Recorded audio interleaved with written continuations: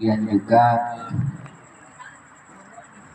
ya, Rasulullah memberikan informasi bahwa seseorang yang hanya mencari kecerdasan urusan dunia, mencari prestasi urusan dunia, kemudian melupakan tentang kebahagiaan akhiratnya, ini tidak disukai oleh Allah Subhanahu wa taala.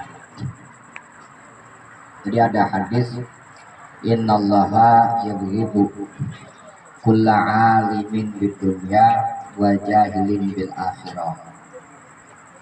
Kalau resna, sesungguhnya Allah itu murka terhadap siapapun yang cerdas, berprestasi tentang urusan dunia, tetapi tidak tahu menahu tentang urusan akhirat. Jadi kalau misalkan kita nih menguras pikiran hanya untuk urusan dunia, atau kita merasa bangga memperoleh kesuksesan urusan dunia keuangan, tetapi tidak peduli terhadap urusan akhirat, kemudian menganggap remeh tentang ilmu-ilmu syariat, sehingga kita tidak cerdas bagaimana caranya menggapai kebahagiaan akhirat, maka kita nih ya sebetulnya dimurkai oleh Allah Subhanahu wa taala. Nah, coba kita bikin sebuah bayangan. Kalau kita pulang ke rumah nih, nyampe rumah istri kita marah-marah, enak apa enggak? Marah. Pengen balik lagi. Ya, padahal kita nih udah beli apel atau beli martabak lah buat istri. Tapi nyampe rumah ternyata istri nggak ngoceh, cuman manyun terus. Kira-kira perasaan suami enak apa enggak? Berarti kita pengennya si istri selalu baik apa uring-uringan? Baik. Nah, ternyata ridho istri saja kita harapkan. Kita nih nggak mau kalau istri kita murka. Sebaliknya istri pun seperti itu. Kan gitu ya. Singgung gimana nih? Yang singgung nih mah. Kasih sayang istri pun kita upayakan, kasih sayang suami pun diupayakan. Nah, ya, karena kita tidak mau istri kita marah-marah, istri pun nggak mau kalau suaminya marah-marah. Itu saja kita upayakan. Kenapa kasih sayang Allah tidak kita upayakan? Itu ya, kenapa kita dalam hidup ini tidak mentafakuri usia semakin bertambah, tetapi urusan akhirat tidak kita upayakan dengan maksimal. Padahal sebetulnya prestasi dunia kita peroleh, tapi kalau kita itu tidak mengejar kebahagiaan akhirat, tidak paham tentang urusan-urusan agama, hukum-hukum syariat yang sebetulnya ya kaitan daripada kita mengenal hukum syariat, mengamalkan ibadah dengan ilmu sejatinya untuk memperoleh kebahagiaan akhirat, itu adalah yang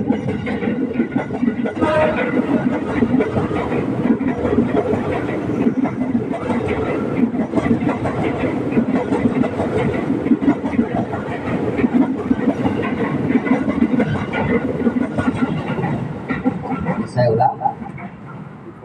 Kalau kita nih hanya mencari kesuksesan dunia, mencari kecerdasan tentang urusan dunia, tetapi kita mengabaikan tentang hukum-hukum syariat, yang padahal hukum syariat itu kita pelajari agar kita beribadah dengan ilmunya.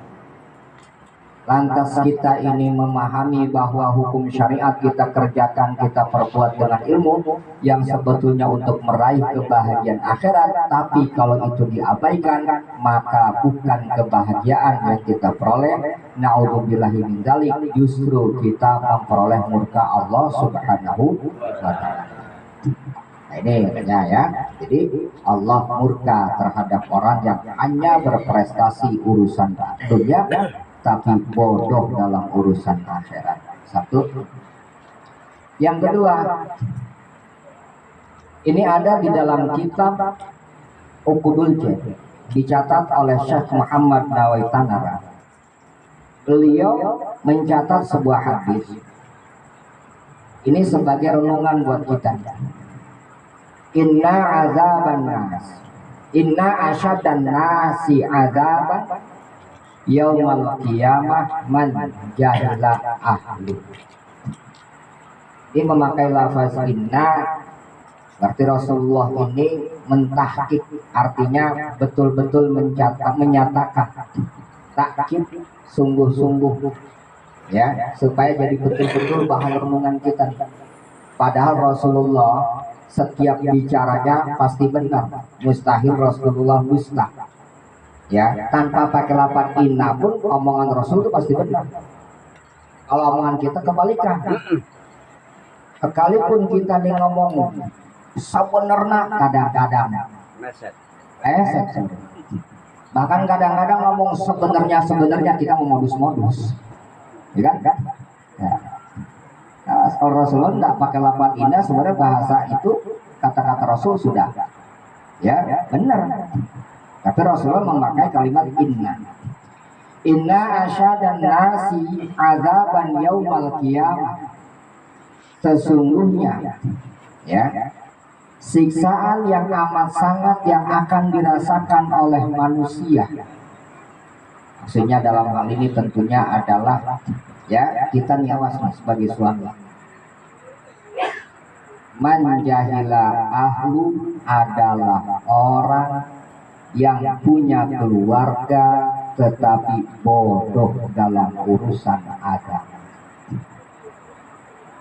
Nah, kita sebagai ayah, sebagai orang tua ya itu harus betul-betul punya rasa khawatir anak kita kagak ngerti tentang urusan agama.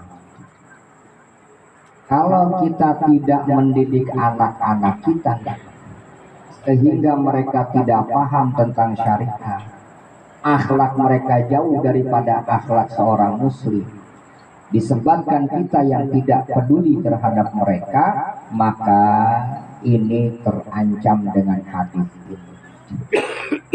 Terancam bahwa kita akan memperoleh siksaan kelak di hari kiamat. Wah. Yang ketiga, di dalam surat At-Tahrim. Surat At-Tahrim ini urutan surat yang ke-66. Ada ayat yang ke-6. Urutan surat yang ke-66 ayat yang ke-6. Di situ Allah berfirman, di mana isi firman Allah ini berbentuk perintah. Perintah kepada suami, perintah kepada ayah. A'udzu billahi minasyaitonir rajim. Bismillahirrahmanirrahim. Ya ayyuhalladzina amanu qu anfusakum wa ahlikum. Ini redaksi ayat.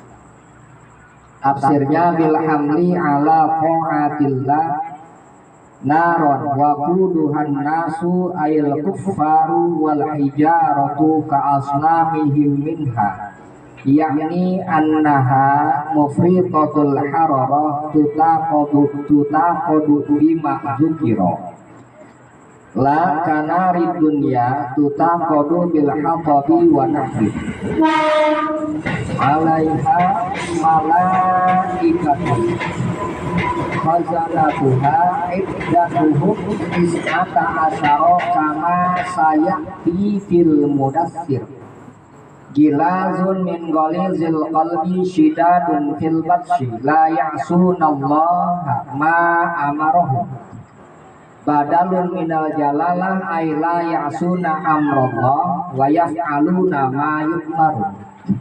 Ta'kidun wal ayatu takhwifun lil mu'minina 'anil irtidad walil munafiqina al mu'minina bi alsinatihim duna qulubihim. Ini satu ayat tapi nanti panjang juga soalnya kalau mau dibahas-bahas.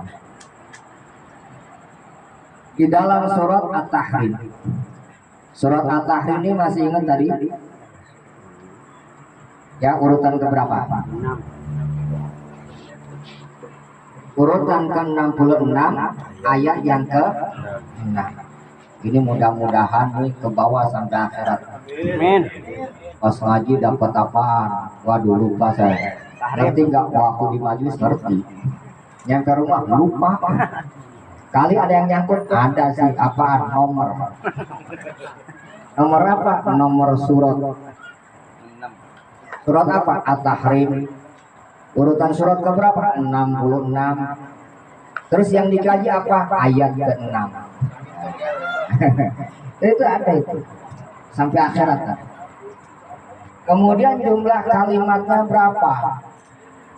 Ini kalau dalam kitab yang namanya, kalau nggak salah, dalam kitab Tafsir Al-Khazin jumlah ayatnya, jumlah ayatnya, ya apa itu? Madaniyatun sintani asyarah. Ya, jadi cuma 12 ayat. Kemudian jumlah kalimatnya ya 100 ya. Kalau nggak salah jumlah kalimat 1060. 1060. Jumlah kalimatnya 247. Itu jumlah kalimat. Kalau jumlah hurufnya 1060. Ya. Tuh. Di ayat ini Allah mempergunakan nida. Ya ayyuhalladzina amanu, ya nida, kemudian ada munada, maksudnya Allah memanggil. Yang dipanggilnya siapa? Adalah orang-orang mukmin. Isi panggilannya ternyata di situ kita diperintahkan oleh Allah Subhanahu wa taala. Ku anfusakum. Ya. Kita diperintah, dipanggil, kemudian diberikan perintah. Perintahnya adalah ku anfusakum wa ahlikum. Kalian harus memelihara terhadap diri kalian. Berarti para suami, ya, ataupun orang yang masih single, ya, baik ini para suami atau yang masih single, singlenya tuh nanti ada single duda, ya kan? Ada duda yang ditinggal bininya, ada duda yang ditinggal meninggal istrinya, ada seorang laki-laki terpaksa harus menjadi duda karena memang kelakuannya. Gitu. Awas hati. Di dunia saja kalau kita sudah menjadi suami yang kagak rebes, itu istri kita menggugat. Ya, apalagi di akhirat lah. Nah, ini kadang-kadang kita jadi suami maunya yang enak-enak doang. Kan gitu kadang-kadang. Nah, jangan sampai nanti enak jadi enak. Kemudian ada juga yang singlenya memang kagak laku-laku.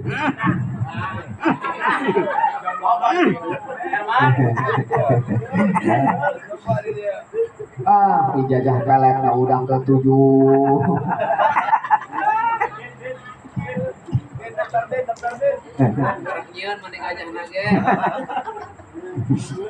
Jadi pokoknya mah itu suami yang single ya diperintahkan oleh Allah Subhanahu wa taala. Isi perintahnya apa? Ku anfusakum.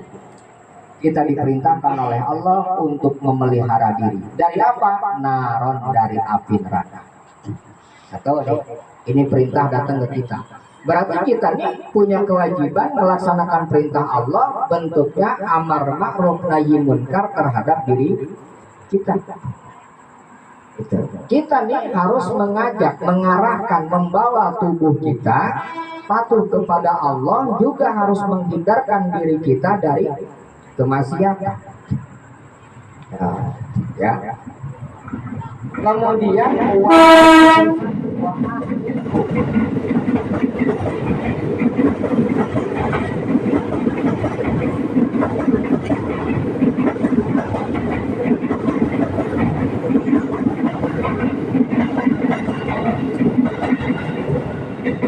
wa ahlikum.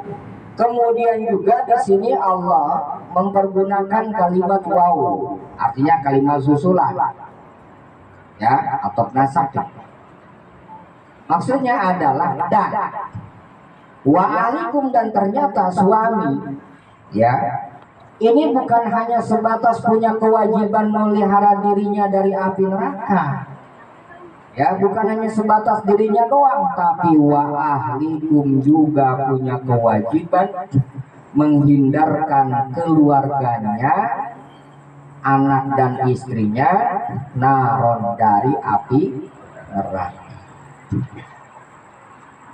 Jadi sebenarnya kita nih awas, jangan hanya kita doang yang giat ngaji, giat belajar, giat ibadah, tetapi orang rumah, istri kita hendak kita didik.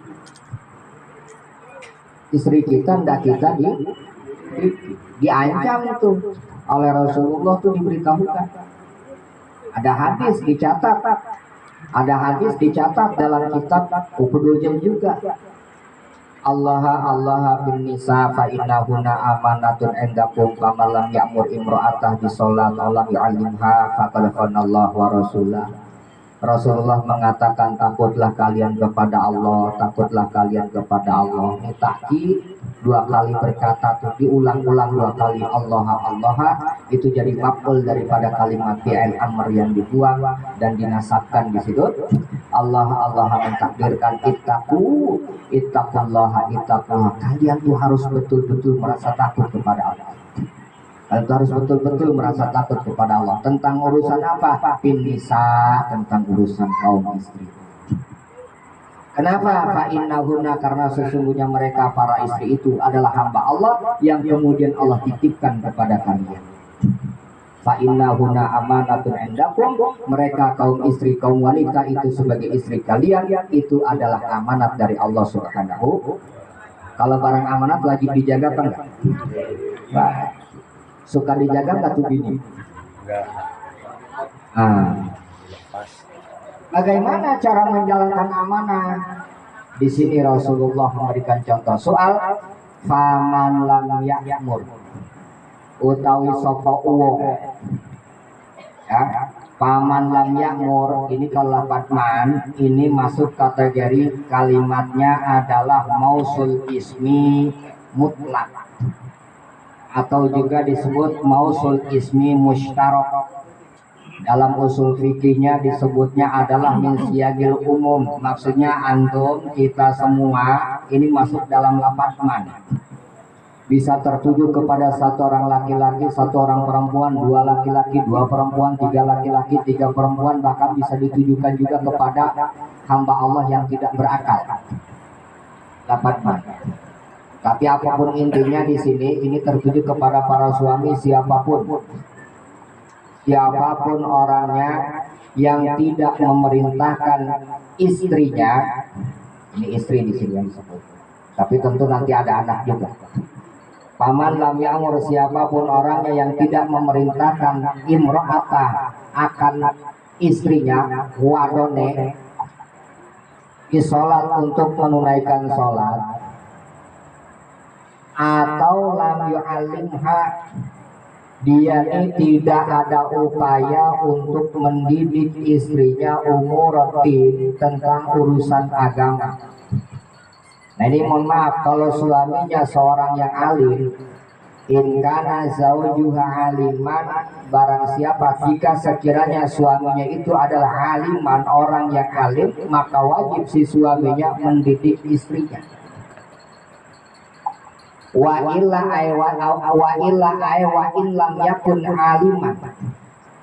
Bagaimana jika sekiranya si suaminya itu bukan orang alim, tidak mampu mendidik agama terhadap istrinya, juga si suaminya pun ya dalam kesehariannya tidak ada tujuan untuk taklim yang kemudian hasil taklimnya diberitahukan kepada istrinya, nggak ada seperti itu.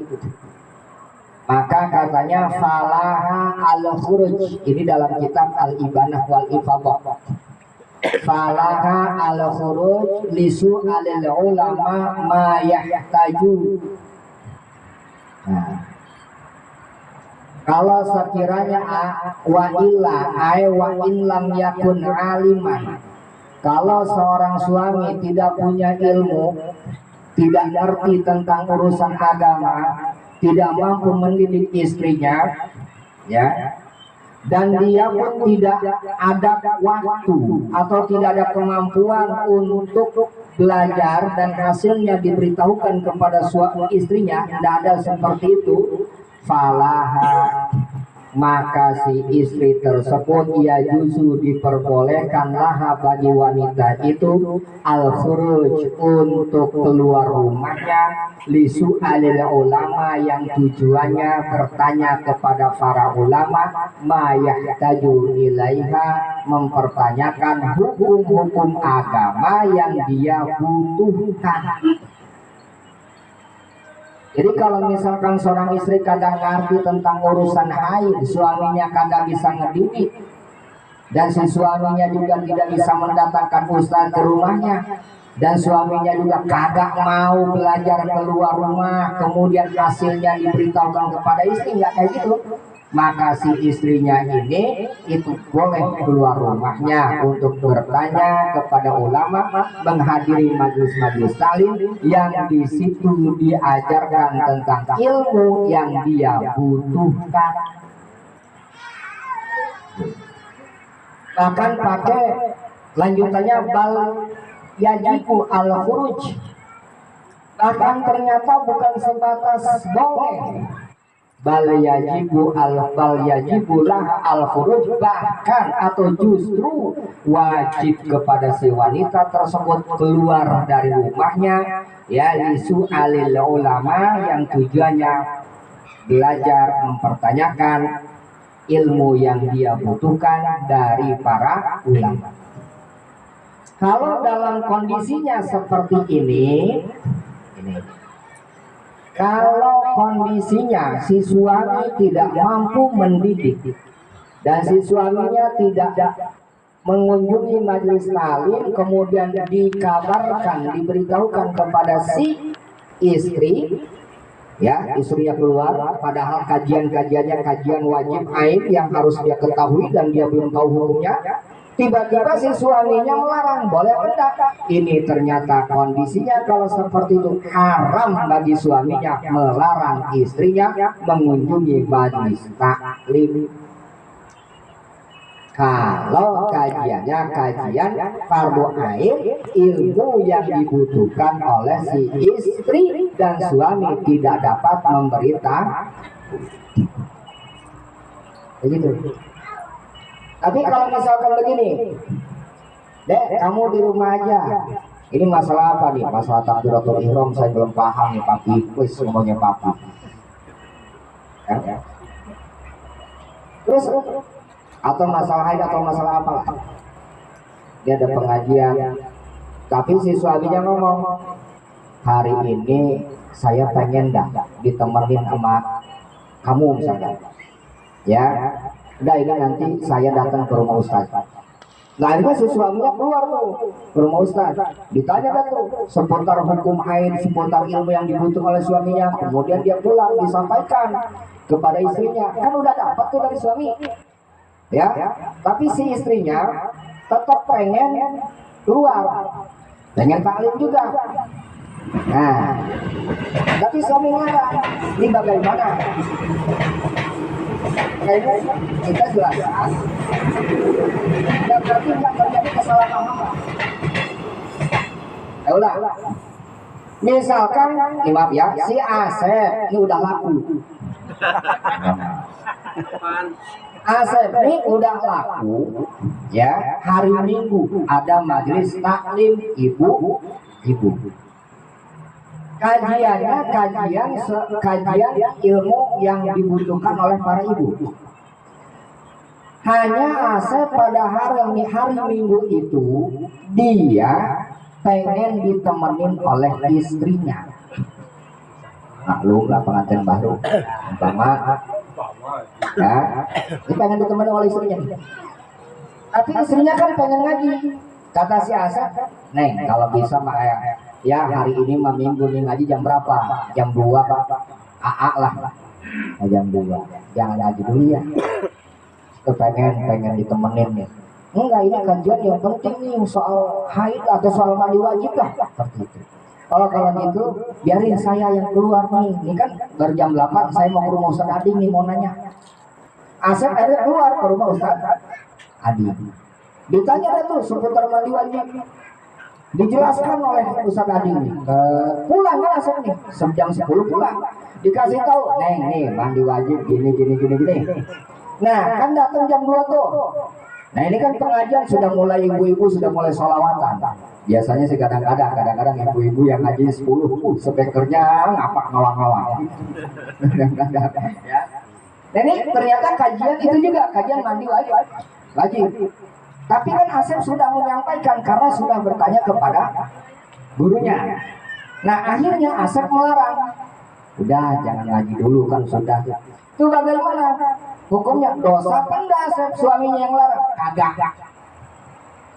Kenapa? Karena dia sudah menjalankan kewajiban sebagai suami mendidik istri. Kalau maksa juga nih si istri, padahal tadi sudah diberitahukan dan ilmu yang dipelajarinya pun sama, tetap Pak, ini yang wajib didahulukan adalah permintaan suami. Karena nanti ada istilah kewajiban tidak boleh ditinggalkan kecuali melakukan kewajiban yang lain nanti. Kalau maksa, pahalanya tetap oleh suami. Kayak gitu. Tapi kalau nggak mampu mengajarkan, ke rumah ustaz juga kagak, ngelarang-larang, nah itu baru hukumnya haram. Silakan keluar rumah. Bahkan sekalipun nanti dilarang oleh suami, kamu jangan ngaji. Tapi Pak, ini urusan wajib, urusan itu tadi ya, haid. Saya nggak ngerti tentang haid nih. Kebetulan saya ini mau beres nih, misalkan. Saya nggak ngerti. Kakak bisa nggak nih ngajarin saya? Kagak, baru banyak dari juga kagak. Di rumah ustaz, waduh malu. Ada nggak kan? Dilarang juga, melarang, kekeng larang, haram melarang. Harus bagaimana si istri yang dilarang tadi? Boleh keluar, wajib tetap. Kenapa? Karena ya kewajiban itu boleh ditinggalkan karena untuk melaksanakan kewajiban yang lain. Kepada suami wajib patuh. Tapi kalau dia punya kewajiban yang lain terkait hukum yang dia butuhkan, suami tidak bisa mendidik, maka boleh. Kayak gitu hukumnya. Ya, jadi ngaji itu harus ada tafsirnya, ada rinciannya. Cuman ibu beres ngaji jangan pokok. Beres ngaji nih, selesai pengajian pulang langsung. Lah ini ngaji berangkat jam 11, berangkat jam setengah 1, selesai ngaji jam 2, pulang setengah 5. Jadi dosa tuh yang itunya tuh. Ya, boleh. Itu jadi selesai ngaji langsung pulang karena al-hajat kan yang dulu manzilatan darurat. Kenapa boleh keluar? Karena ya itu dia kebutuhan terhadap sesuatu atau ya al-hajat, sesuatu yang dibutuhkan itu menempati terhadap ya terkadang menempati tempat darurat. Makanya boleh silahkan. Jadi dengan catatan beres langsung pulang. Ini gimana kalau gini, ngaji apa nih? Biasa buat, biasalah ngaji asinan. Hari Minggu ini apa yang ditemenin? Gimana sih orang ngaji dilarang-larang? Ngaji apa? Yasinan doang. Terus apa lagi? Enggak, pokoknya gitu doang. Neng, kalau bisa malah, bukan kalau bisa nih, saya meminta sekarang hari ini libur udah ngaji temenin dulu. Nah, yang mana yang harus didahulukan? Dahulukan suami. Itu karena kenapa? Karena ya ini suami sedang ingin ditemenin.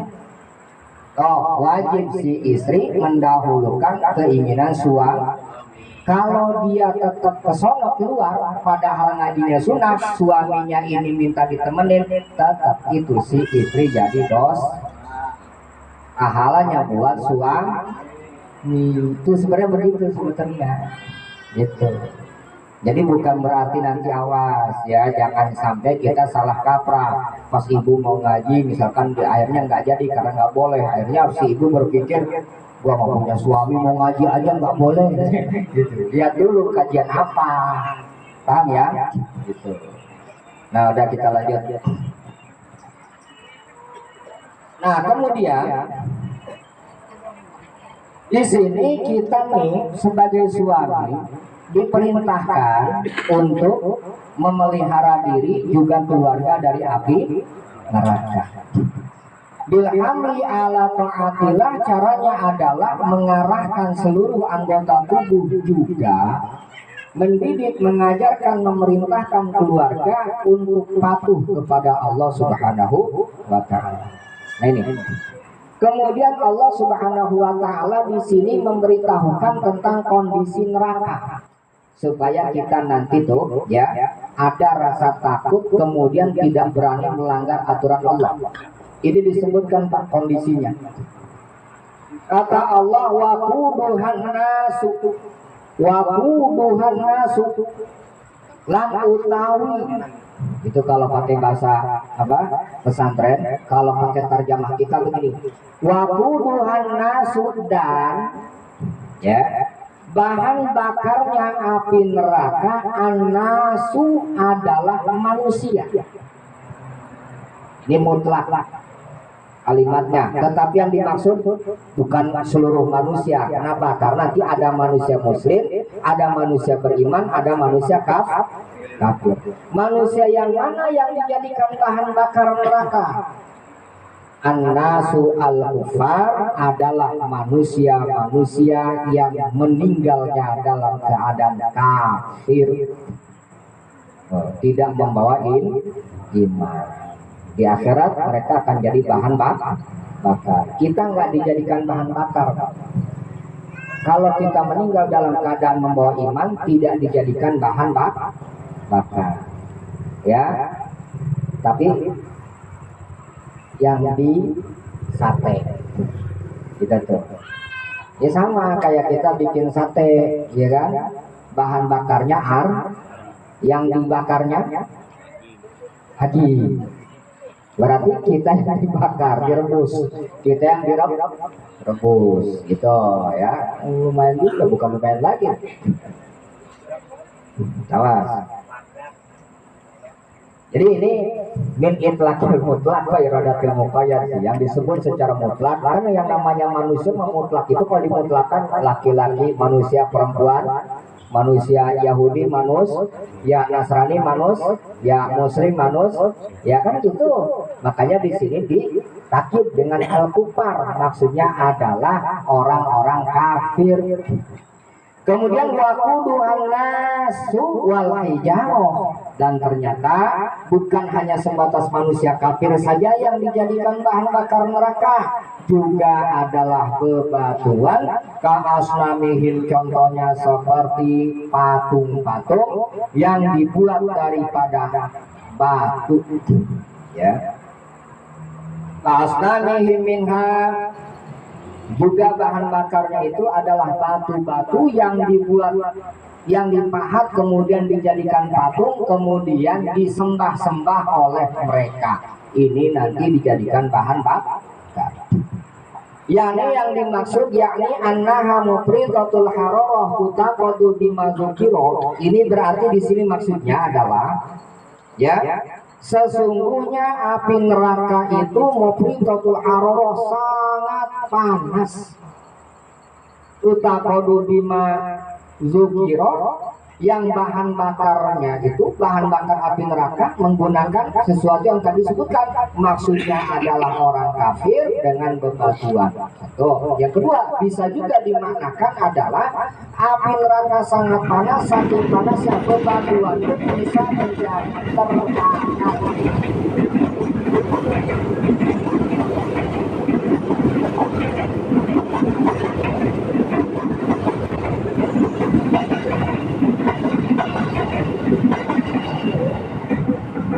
Ya, sangat panas, saking panasnya api neraka bebatuan pun bisa menjadi terbakar. Bayangkan tuh sama kita tuh. Kita di dunia aja tuh yang ngerokok nggak mau kena ketelan api rokok. Ya, nah, ini masalahnya. Kadang kita ini suka lupa di situ. Sudah kita lanjut. Lah karena di dunia tidak sama dengan api yang ada di dunia.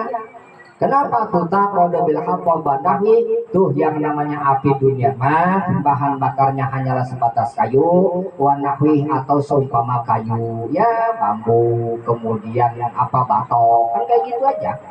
Tapi itu juga panas juga kan.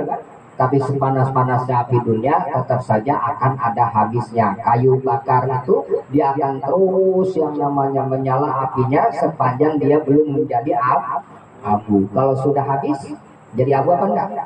Tetap, tapi di sana nanti jadi abu. Misalkan hancur tubuh kita, tubuh seorang kafir dibentuk seperti semula, terus seperti itu. Hati-hati. Sudah, kemudian alaiha malaikatun khazanatu iddatuhum tis'ata asyar. Yang kemudian ya alaiha neraka itu malaikatun penjaganya adalah para malaikat. Khazanatuha penjaga neraka malaikatun adalah para malaikat iddatuhum yang jumlahnya tis'ata asyar sebanyak 19 yang dinamakan malaikat zabaniyah. Kama sayati fil mudassir sebagaimana yang akan nanti datang dijelaskan dalam surat Al-Mudassir. Nah ini hati-hati. Kemudian jilazun, sosok malaikat ini jilazun min ghalizil qalbi, diambil daripada ghalizil qalbi, artinya malaikat itu hatinya bengis, kagak punya rasa iba. Ini disebutkan oleh Allah. Ya, jadi kita bikin sebuah gambaran begini. Kalau misalkan kita nih ya punya anak, dia mau main misalkan entah kemana, tetapi ke daerah yang di situ ada kabar sudah sering terjadi pembegalan, begal yang sadis. Si anak nih mau main malam minggu, kita ngomong, kamu jangan main ke sana, jangan keluar rumah, itu ada begal yang sadis. Kita beritahukan seperti itu. Sudah banyak korbannya. Kira-kira kalau dia ingat, dibayangkan sama dia, kalau sekiranya saya bawa motor ketemu dengan begal tersebut, bukan hanya sebatas motor yang dirampas, kemungkinan nyawa pun akan melayang. Kira-kira jadi nggak dimainnya tuh? Enggak kan? Nah ini juga disebutkan ke malaikat seperti itu. Nggak ada tuh ya iba-ibanya tuh. Makanya ghalizul qalbi gilazun, bengis, tidak punya rasa iba tuh hatinya malaikat zabaniyah. Yang kemudian syiddadun fil batshi, sangat keras hantamannya. Maksudnya adalah malaikat ini zabaniyah sosok yang sangat-sangat menakutkan. Kayak gitu. Kemudian la ya'sunallah ma amarohum. Nah, sedikit lagi kita. Malaikat zabaniyah ini la ya'sunallah, para malaikat sih bukan zabaniyah aja. Para malaikat itu la ya'sunallah, tidak durhaka kepada Allah, ma amarohum, akan apapun yang diperintahkan oleh Allah. Badalun minal jalala, ya ini jadi pengganti dari lafaz Allah, maksudnya la yasuna amrullah, para malaikat tidak durhaka kepada perintah Allah Subhanahu wa taala. Allah menggunakan kalimat fi'il mudhari. Ini ada maknanya. Kalimat fi'il mudhari itu kalau dibawa dalam ilmu nahwu, maknanya adalah ya sebuah perbuatan tadul ala zamanil hal wal istiqbal. Suatu perbuatan yang sedang dikerjakan dan akan dikerjakan, kan seperti itu. Tapi kalau di sini maksudnya para malaikat ini dari semenjak diciptakan kemudian diberikan perintah, maka dari semenjak itulah para malaikat melaksanakan apa yang diperintahkan oleh Allah, dan selamanya para malaikat itu akan melaksanakan perintah Allah. Kayak gitu malaikat. Ini namanya ya tadulu ala zamil hal wal istiqbal itu. Kemudian juga ya dulu ini namanya tadu alal istimrol wa dawam. Artinya selamanya para malaikat patuh kepada perintah Allah. Sudah. Kemudian wayaf'aluna ma yu'marun, dan para malaikat ini yaf'aluna melaksanakan apapun yang diperintahkan kepada mereka. Ini ya tahdidun sebagai pengokoh, penguat. Padahal sebetulnya Pak, ini tanpa pakai kalimat wayaf'aluna ma yu'marun, sebetulnya itu sudah ya dari segi mana sudah selesai. Kalaupun nanti begini, layak sunallah ma'amarohum, kalaupun kalimatnya malaikat tidak durhaka kepada Allah, tidak durhaka kepada apa yang diperintahkan oleh Allah, itu mantuk, maka berarti mafhum. Pengertian terbaliknya akan dipahami, kalau malaikat tidak durhaka kepada Allah, berarti malaikat mah terus patuh. Seperti itu.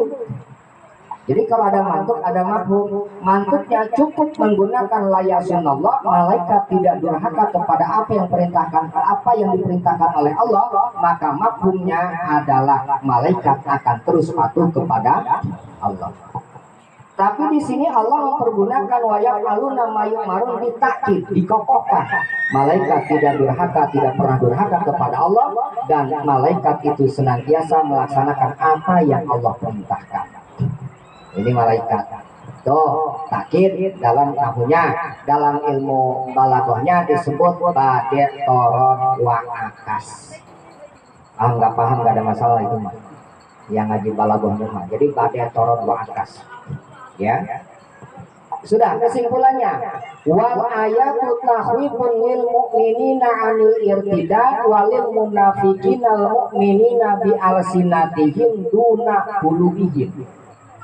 Kata Imam Jalaluddin As-Suyuti, wal ayatu, simpulan nih dari Imam Jalaluddin As-Suyuti, wal ayatu, ayat ini tahwifun adalah merupakan ya tahwif.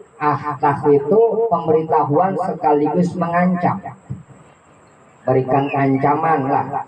Kepada siapa? Lil mukminin, untuk orang-orang mukmin, anil irtidad, agar jangan jadi orang murtad. Yakini ya, ini dibahas oleh ulama fikih. Kalau kata ulama fikih itu yang namanya murtad itu ya wa makna halugatan arruju anisyai ila ghairi. Salah balik. Jadi namanya murtad secara bahasa arruju, balik, anisyai bergeser, anisyai dari satu perkara ila ghairi ke perkara yang lain. Ya. Kalau secara syariat wa syar'an qat'ul Islam bin niyati kufrin aw qauli kufrin. Murtad secara syariat, secara syar'i adalah memutuskan keislaman bisa dengan sebab niat, biniati kufrin, dengan niat kufur. Contoh di dalam sholat misalkan, lagi sholat hidup susah, ini maaf ya, kemudian dia niat dalam hatinya, kata dia nih dalam sholat, pokoknya mah kalau nanti ada orang bawa semiliar nyuruh saya ninggalin Islam, berubah jadi Yahudi, pokoknya mah jadi Yahudi lah, yang penting dapat duit. Seketika itu jadi murtad tuh orang. Sekarang muncul YouTube ada, nggak usah takut sama murtad katanya. Ada itu kalau antum buka di YouTube ada. Ya, bagaimanapun juga tetap hati-hati ucapan, perbuatan, jangan sampai kita masuk jadi kategori orang atau ya al-qauli kufrin, atau ngomong kufur, kekufuran. Naudzubillah dzalik, misalkan begini, sholat isya, Allah, sholat isya maka wajib bagi mah. Ya gitu. Atau misalkan nanti ya dia perbuatan. Kalau di sini contohnya seperti seseorang yang tidak dalam keadaan terancam, tiba-tiba dia bersujud kepada patung, maka itu murtad dengan sebab perilaku. Hati-hati. Atau misalkan ya kita lihat ini contoh-contohnya aja. Ya. Atau misalkan seseorang itu beriktikad ya, atau hatinya tidak mengakui satu rasul daripada para rasulnya Allah Subhanahu wa taala. Wah, Nabi Isa bukan rasulnya Allah. Itu mendustakan baik dalam iktikad atau diucapkan, tetap itu murtad. Orang murtad wajib seketika itu diperintahkan harus bertobat. Dan orang murtad wajib untuk bertobat kembali lagi kepada agama Islam dengan mengucapkan 2 kalimat syahadat. Kenapa? Karena masalahnya maaf, orang kalau murtad dan meninggal dalam keadaan murtad, maka semua amal solehnya menjadi hancur. Amal soleh menjadi hancur dan mereka akan abadi di neraka. Alhamdulillah. Tapi kalau misalnya orang murtad, maaf nih, orang murtad nih dalam kondisi murtad, sholat tetap wajib dilaksanakan. Kalau dalam kondisi dia murtad, sudah jadi Yahudi misalkan, sama kayak si Saiful Ibrahim itu kan ada tuh, ya, dia udah murtad, dia tetap wajib sholat tuh. Tetap orang murtad tetap wajib sholat. Kemudian ternyata si Saifuddin karena udah jadi murtad akhirnya kagak pernah mau sholat. Tiba-tiba masuk Islam lagi. Tuh sholat yang ditinggalkan di saat dia murtad wajib diqadha. Itu pendapat ulama Syafi'iyah yang dicatat dalam Fathul Mu'in. Ya, tapi kalau misalkan dia murtad, dia terus sholat, kemudian setelah itu dia murtad, kemudian dia masuk Islam lagi, maka katanya, dan dia pun sudah haji, murtad, pulang dari haji dia murtad, tapi nggak lama masuk Islam lagi, itu katanya Syafi'i, hajinya kagak perlu diulang, sholatnya kagak perlu diulang, tapi sholat yang ditinggalkan saat dia murtad wajib diqadha. Cuman kalau misalkan nanti dia murtad dalam keadaan meninggal dalam keadaan murtad, maka tidak dinilai dan tidak ada pahala. Faulaika hum khalidun itu. Ya, mereka ashabun nari hum fiha khalidun. Mereka ini ya, ulaika ashabun nar hum fiha khalidun.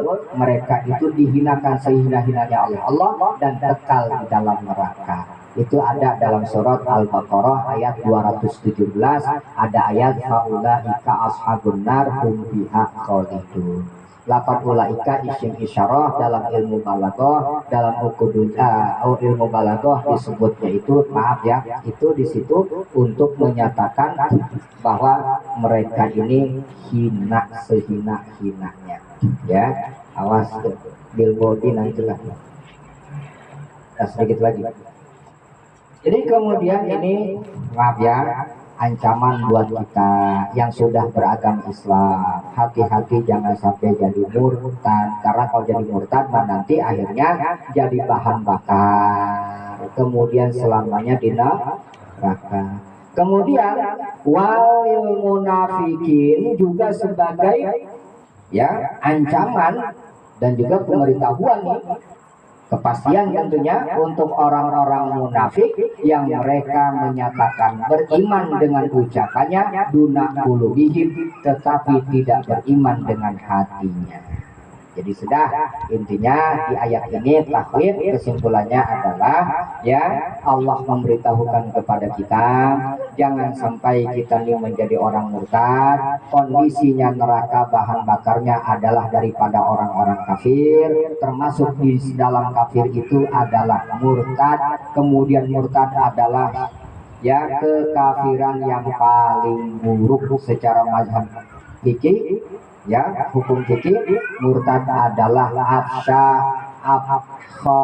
abhasul kufur wa adlazuh hukman. Secara hukum murtad adalah seburuk-buruknya kekufuran ya, dan seberat-beratnya kekufuran. Kufur saja sudah buruk, ini murtad jauh lebih buruk lagi.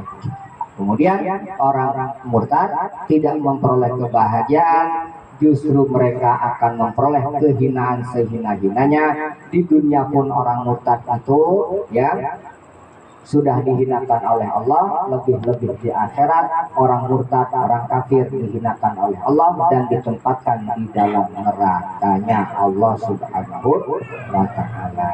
Ya, seperti itu. Kemudian orang munafik iman, munafik i'tiqad, mereka kafir sebetulnya, maka mereka pun menjadi penghuni neraka, abadi di neraka. Na'udzubillahi min dzalik. Kita mohon kepada Allah ya. Jadi bukan kita doang nih Pak yang harus menghindar dari api neraka, tapi perhatikan anak-anak kita. Perhatikan bapak punya istri, perhatikan bapak punya anak. Bapak tuh perhatikan anak-anak kita. Dan ibu sebagai istri jangan tersinggung kalau dinasehati oleh suami. Ya, jangan tersinggung dinasehati oleh suami. Bukan apa-apa, kadang-kadang ada masalahnya. Si suami ngomong, istrinya tersinggung. Lah Bang, abang baru ngaji 2 bulan aja udah gaya-gayaan. Kan gitu. Kalau suami ngomongnya benar sesuai hukum, ibu jangan tersinggung. Kenapa? Karena kalau kebenaran itu yang keluar, ya kita wajib menerima kebenaran tersebut. Jangan sekali-kali menolak kebenaran. Hatta dari orang yang, maaf nih, dari orang yang tidak kita sukai sekalipun, kalau ternyata itu sebuah hukum agama yang keluar dari mulutnya, kebenaran dari mulutnya, maka kita tidak boleh untuk menolaknya. Ya, seperti itu. Cuman orang lain deh Pak. Selalu ngajar bisa datang, aing teresap kasih gitu. Tapi ngomongnya hukum, alah hukum 3 hukum. Teresap aing kanu sadeta. Nyinggungan aing bae. Hati-hati ya, hati-hati. Kita mohon kepada Allah lah intinya mah supaya kita ditetapkan iman dan Islam. Selebihnya kita nanti makan nasi di luar. Billahi taufiq wal hidayah. Assalamualaikum warahmatullahi wabarakatuh. Waalaikumsalam.